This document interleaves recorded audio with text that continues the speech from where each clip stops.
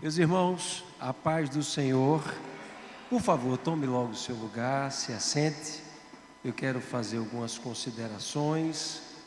Em primeiro lugar, louvar e bendizer o nome do nosso Deus por esse privilégio de poder estar aqui com os irmãos. Confesso, estava com saudade de estar aqui com vocês. Me sinto, já disse isso algumas vezes e faço questão de repetir, muito à vontade de estar aqui, me sinto em casa e diria que não há um nome mais apropriado para esse ministério que não seja Família Frutificando. Diga assim: essa família está frutificando e ainda vai frutificar muito mais. Que alegria poder rever alguns dos irmãos. Não vou citar o nome de todos vocês, mas eu estou muito feliz em estar aqui nessa casa novamente. Muito feliz em ter reencontrado o pastor Jonatas há alguns dias, junto com o pastor Rosenildo, lá na Kadosh. Fomos ministrados com uma palavra poderosa da parte de Deus. E Deus permitiu que nós estivéssemos aqui hoje para honra e glória do nome de Jesus. Eu quero convidar você a abrir a sua Bíblia no Evangelho segundo nos escreveu Marcos. Nós vamos, com a permissão do nosso Deus,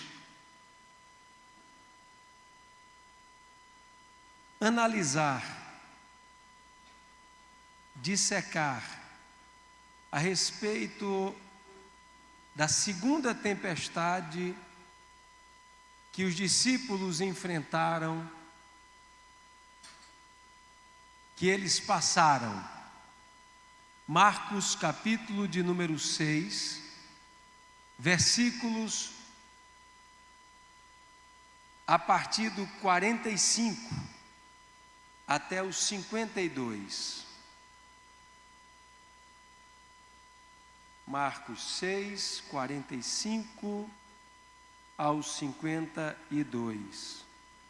Se os irmãos encontraram, digam amém.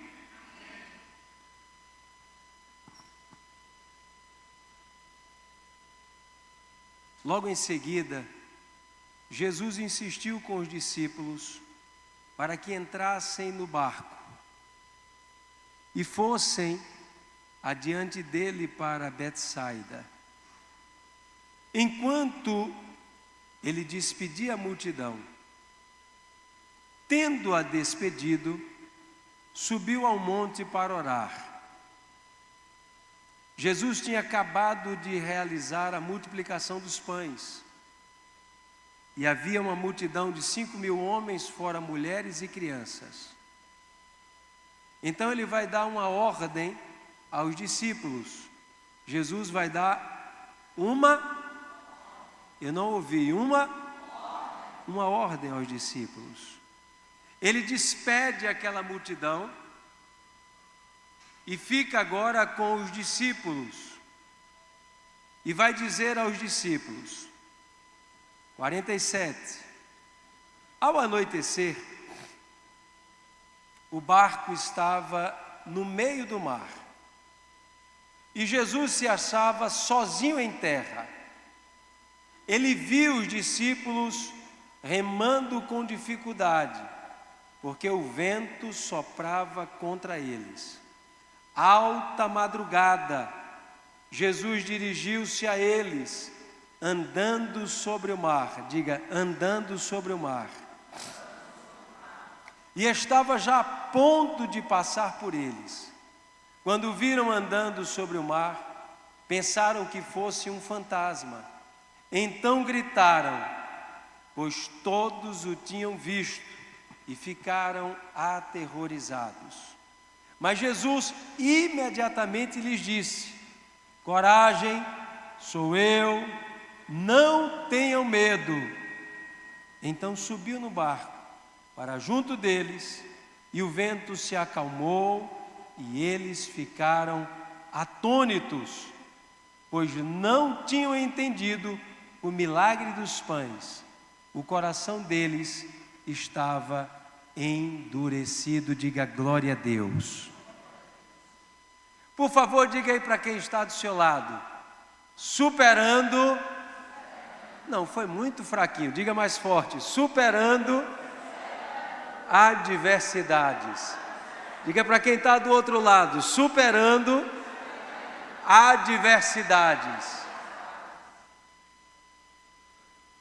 Essa parte do capítulo 6 vai nos mostrar de modo resumido, sintetizado, um momento de adversidade que os discípulos estavam passando e enfrentando.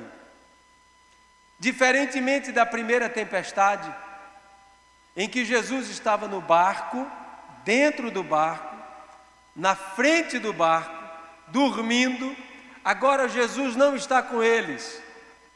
Jesus deu uma ordem aos discípulos e disse a eles: vão na minha frente, ou vá adiante. E eu queria extrair em primeiro lugar essa ordem que Jesus nos dá.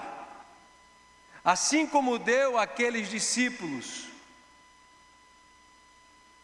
o Senhor disse para eles: sigam, não parem, não permitam que absolutamente nada se oponha, se levante, se coloque como um obstáculo àquilo que eu estou lhe dizendo. A palavra de Jesus basta, e se ela der uma ordem, obedeça. Por mais incoerente e conflitante aquilo que Ele está nos dizendo, Ele é fiel para cumprir a sua palavra. Se Ele mandou, vá.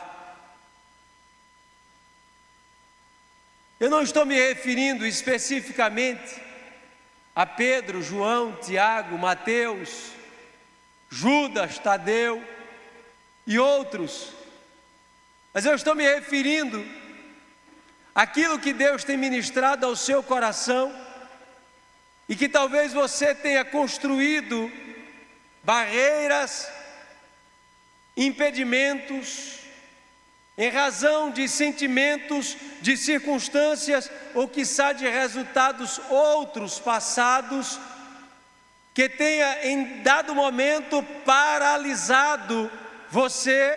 Olá, família Frutificante. E não tenha, portanto, obedecido e seguido aquilo que Jesus mandou você fazer. Se Ele lhe deu uma ordem, se Ele lhe deu uma orientação, vá, porque você vai estar guardado pela obediência.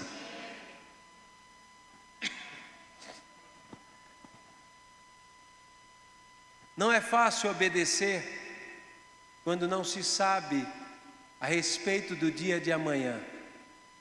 E o Senhor vai nos dizer com propriedade: o amanhã não lhe pertence. Do ponto de vista de você pode não estar entendendo a ordem que o Senhor lhe deu hoje, mas Ele lhe diz pela sua palavra em João 13:7, amanhã, quando você obedecer, quando você colocar o pé, quando você marchar, quando você for adiante, quando você não se atemorizar pelo desconhecido, mas você se encorajar pela dependência e suficiência nele, você vai compreender que tudo que Ele faz é bom, é perfeito e agradável. Obedeça, mesmo quando você não entender, obedeça. Entretanto, essa narrativa vai nos mostrar que a partir do momento da obediência, os discípulos se deparam com um vento contrário que faz com que, do anoitecer até a alta madrugada, se nós formos tomar o horário em que se estabelece por anoitecer, estamos pensando em torno de 18 horas. Alta madrugada, muito possivelmente entre 3 e 6 horas da manhã. Estamos falando, portanto, entre 9 e 12 horas.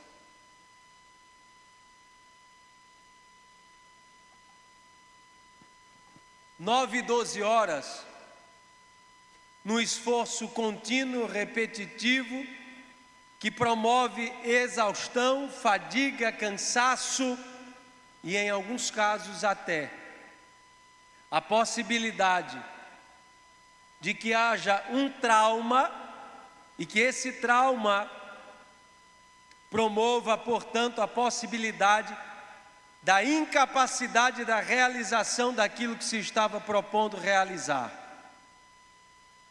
O que é que significa um vento contrário? Uma tempestade, uma adversidade, que pode promover o quê? Desorientação, desequilíbrio, desesperança, que pode trazer medo, que pode gerar decisões precipitadas, inapropriadas. Em regra, o momento de adversidade pressiona. Mas percebam, tudo que Deus faz na sua vida é intencional. Nada acontece fora do controle de Deus. Eu vou repetir isso, para que fique firmado na sua mente. Jesus dá uma ordem, eles obedecem a ordem, durante o trajeto, se levanta um vento contrário e uma tempestade, eles ficam desorientados, desesperançados, atemorizados, fadigados, exaustos, cansados, quiçá traumatizados fisicamente com a repetição daquele esforço, mas Deus continua sentado no trono e Ele governa a sua vida e todas as coisas. Você se lembra do que Paulo disse em Romanos, no capítulo de número 8, e no versículo de número 28? Todas as coisas para o bem daqueles que amam a Deus. Deus continua num alto e sublime trono, Ele continua sentado no seu trono e Ele está no governo de todas as coisas. Nem o vento contrário, nem a tempestade no meio do mar, nem qualquer outra força que se levante contra a ordem de Deus prevalecerá sobre a sua vida. Comece a compreender e a enxergar que se Ele lhe deu uma ordem, Ele está no controle, e dessa adversidade tem algo positivo para você extrair dela. Eu não me alegro com a adversidade, mas eu aprendo com a adversidade. Eu não me regozijo com o momento de dor, de desafio, e eu me pergunto todas as vezes: Senhor, por que tanto tempo? Por que a necessidade da dor, do sofrimento? E me permitam um rápido parênteses. Como compreender Jesus receber a notícia em João 11 do seu amigo Lázaro, que estava doente, enfermo, e ele ainda retardar 2 dias para chegar até onde Lázaro se encontrava, na cidade de Betânia? E quando ele chega lá, a palavra vai nos dizer que ele já estava sepultado há 4 dias. Quantos dias? Mas o texto vai dizer: este Lázaro, a quem Jesus não foi de pronto socorrê-lo, podendo fazê-lo, era amigo dele, ele o amava. E o texto vai dizer que Jesus amava Lázaro, Marta, Maria e aquela família de Betânia pelo menos 3 vezes.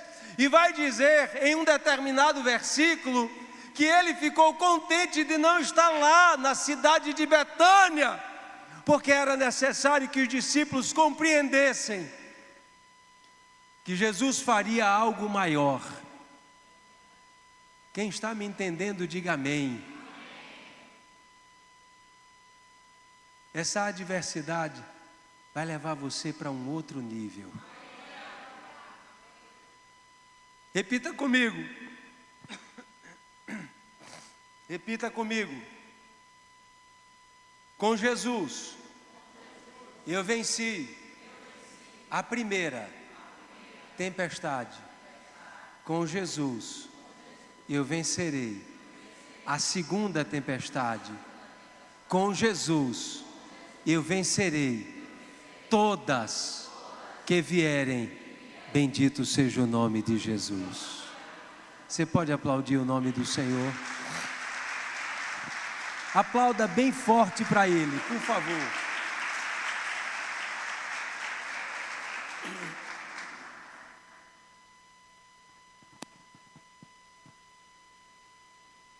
Você não vai ficar no meio do caminho.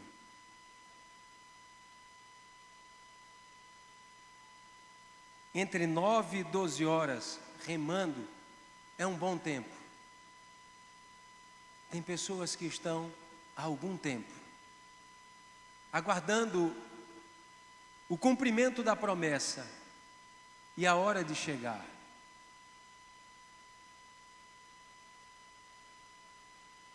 Como eu posso olhar para trás?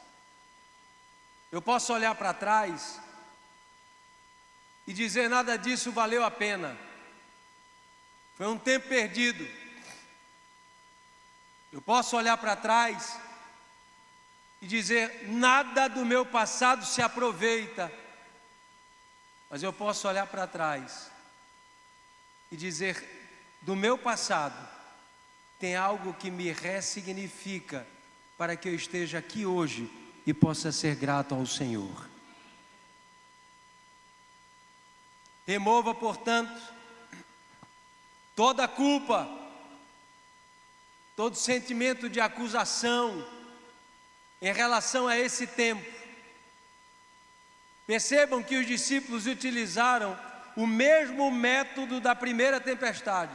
Remaram, remaram, remaram, remaram, remaram, até a exaustão e a fadiga.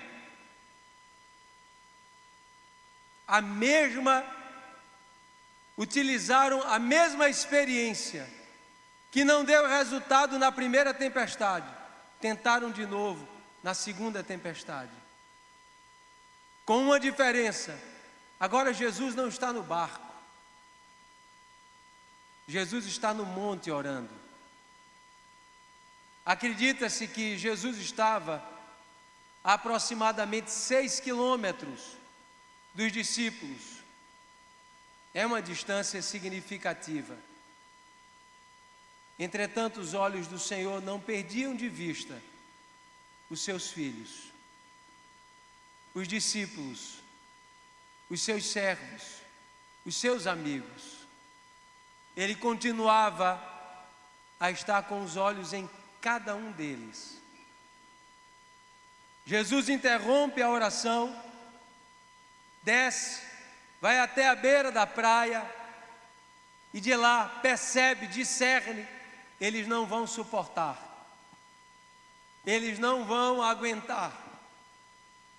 A fadiga e a exaustão deles está no limite.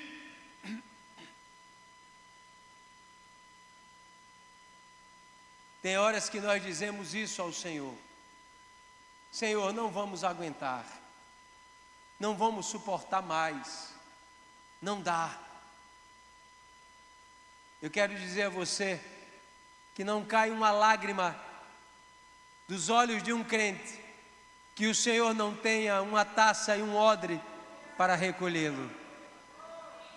Eu quero dizer a você que não há um gesto, quando lhe faltarem as palavras, que o Senhor não recolha e que não tome, e que no momento oportuno, no tempo certo, porque Ele não chegou em Betânia atrasado, Ele não está atrasado na sua vida, Ele não chegará adiantado. Não é na hora de fulano, não é na hora de Beltrano, não é segundo a palavra de João, não é segundo a palavra de Pedro, é na hora e no tempo perfeito, Ele vai agir.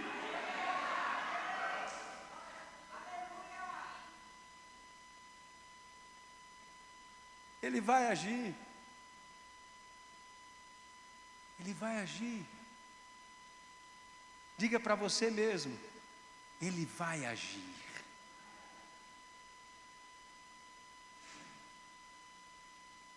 Ele ouviu o que você falou.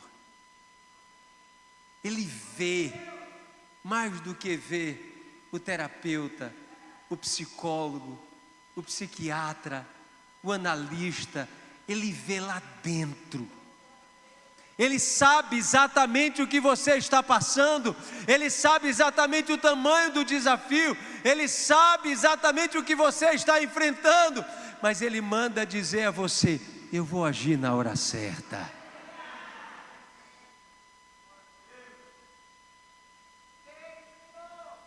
Fui eu quem lhe dei a ordem. Vá.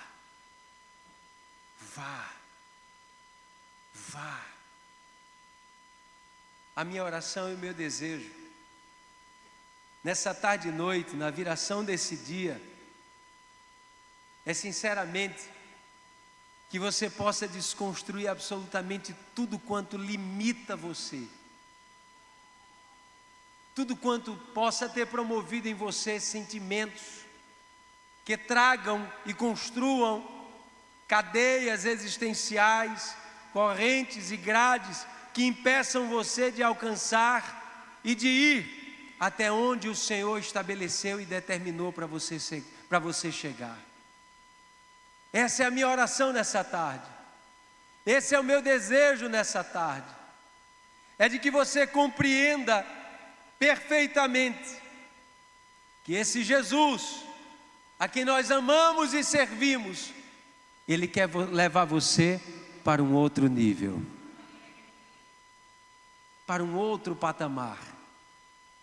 E vai haver a necessidade de um ato de responsabilidade pessoal. É você quem vai dar esse passo. É você quem vai ter que romper com aquilo que está diante de você, que pode ser, e de fato, quem sabe, na realidade seja maior do que você, mas não é maior do que o Deus que lhe deu a ordem para ir. Vá, mesmo com medo, vá. Mesmo que você esteja atemorizado, vá. Mesmo que as ondas estejam enormes, vá, porque Jesus vai estar com você. Ele não vai deixar você sucumbir no meio do caminho. Enquanto você for, o Senhor vai dizer: ela confia na minha palavra, e eu não desampararei aquele que crê em mim.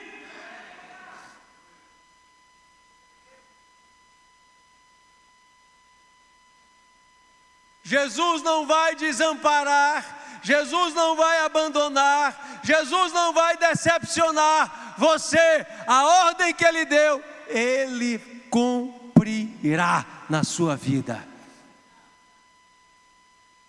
Se Ele disse: atravesse, vão, vá, porque Ele vai se responsabilizar por isso. Talvez existam projetos, Mateus, que estão engavetados.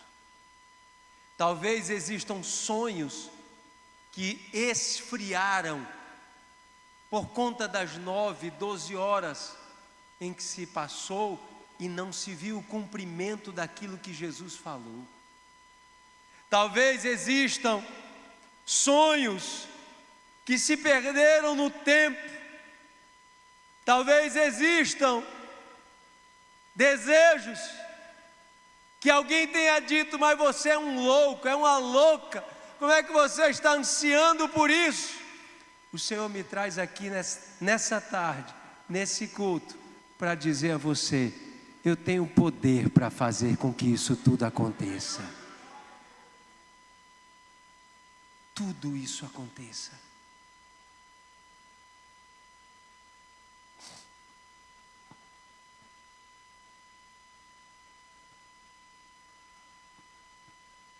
Alguns meses atrás eu estive aqui,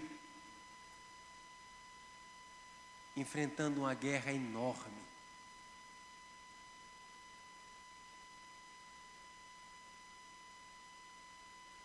Um exército muito maior do que eu seria capaz de enfrentar. Você está comigo? Diga amém.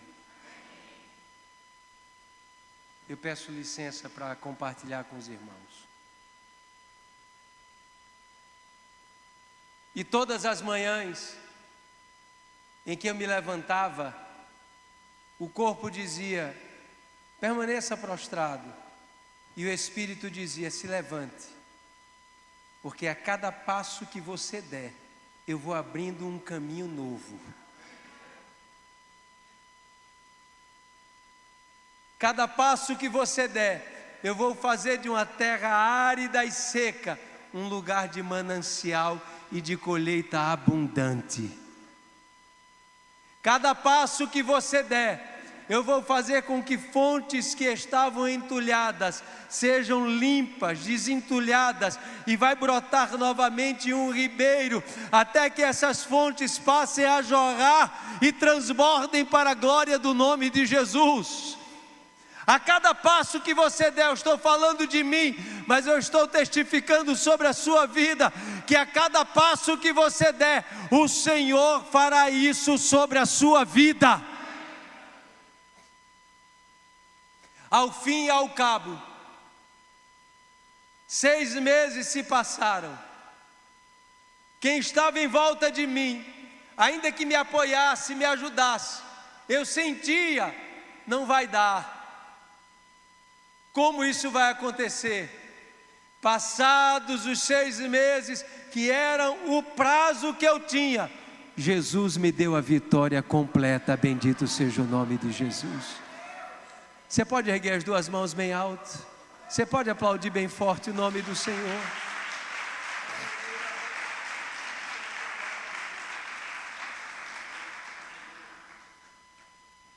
Olhe para mim. Sabe essa adversidade? Sabe esse vento contrário? É porque tem algo melhor e maior por trás dele. Eu vou dizer de novo, mas vou dizer baixinho esse segredo. Sabe esse vento contrário? Tem algo maior e melhor por trás dele. Alguém entendeu? Tem horas que o Senhor tem que retirar-nos da zona de conforto. Aí o Senhor diz: vou soprar um vento contrário para tirá-lo dessa zona de conforto. Eu vou fazê-la andar num lugar onde ela não vê um chão sólido, porque eu sou a rocha por onde você anda.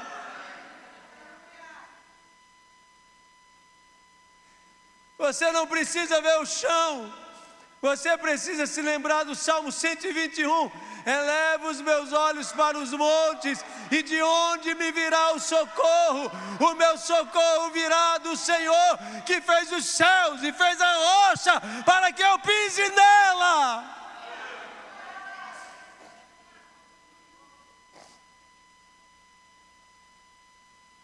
Eu vou incomodar você e me preparo para encerrar. Diga aí para quem está do seu lado: Jesus tem algo maior para a sua vida. Você crê nisso?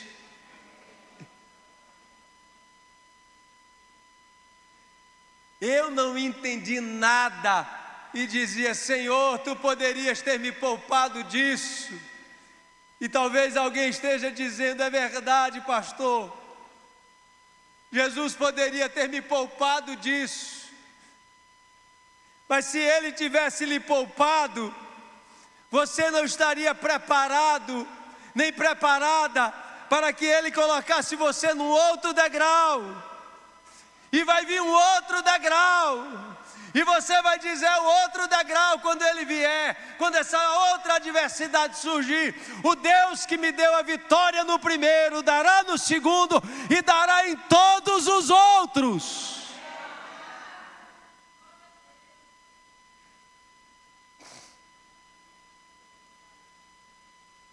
Ele não vai chegar atrasado.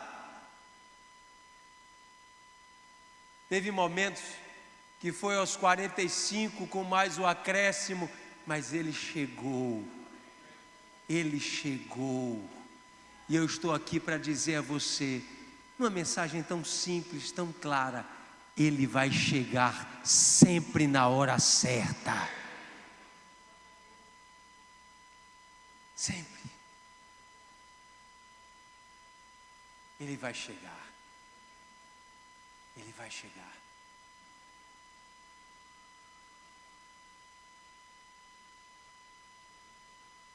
Que atitudes então nós temos que ter?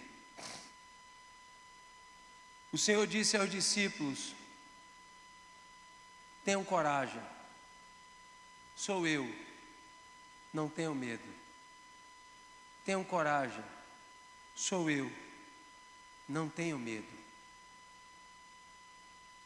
Coragem, coragem. Mais são os que estão conosco do que os que estão com eles.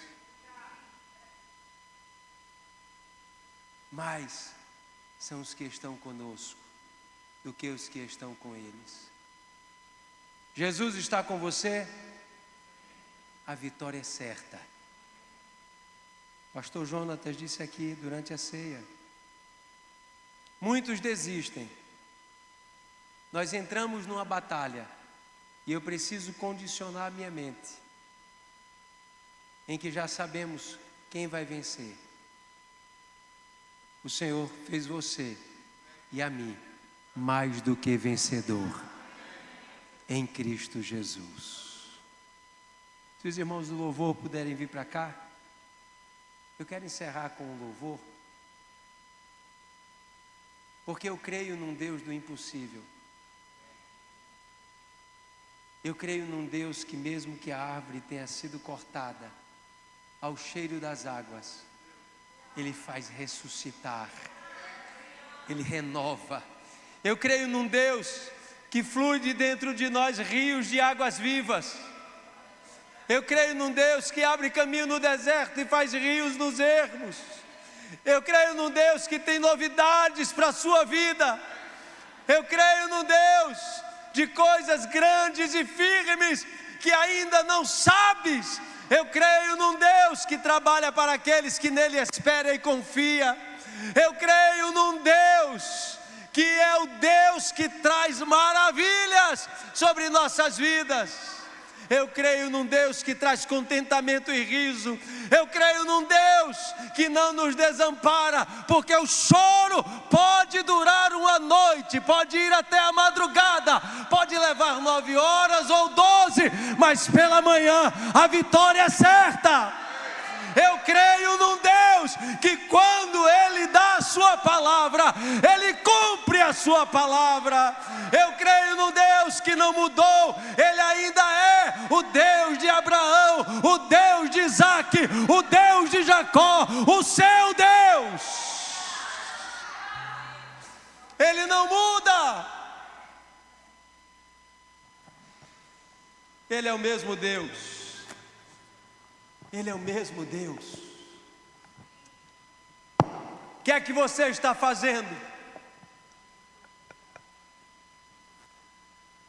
que ainda não se encorajou para enfrentar o mar que está diante de você? Não é o mar das ondas indomáveis, do vento contrário. É um mar de oportunidades de vida abundante e plena no Senhor Jesus.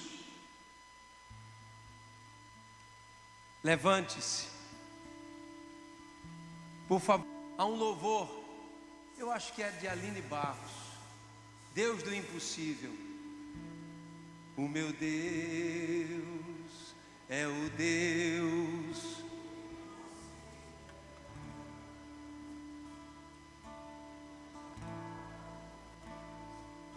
Se vocês souberem,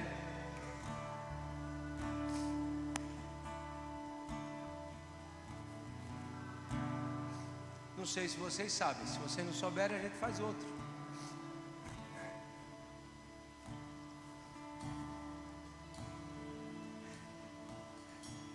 O que é esse vento contrário na sua vida? Para o nosso Deus é nada. O que são as adversidades que você está enfrentando? Ah, pastor, o senhor não sabe o que eu estou passando.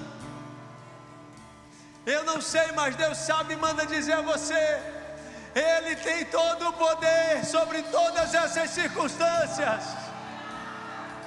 Ó Deus, foi feito um ato profético poderoso aqui nesse lugar. A igreja toda orando pela vida dessa irmã. Deus, nós concordamos com essa oração. Essa enfermidade não é nada. Deus é o Deus do impossível. Jeová Jireh, o grande El Shaddai,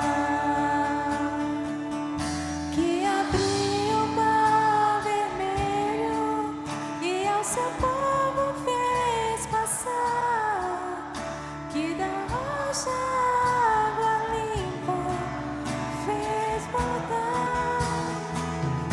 O meu Deus é o Deus do impossível, que liberta o encarcerado das prisões.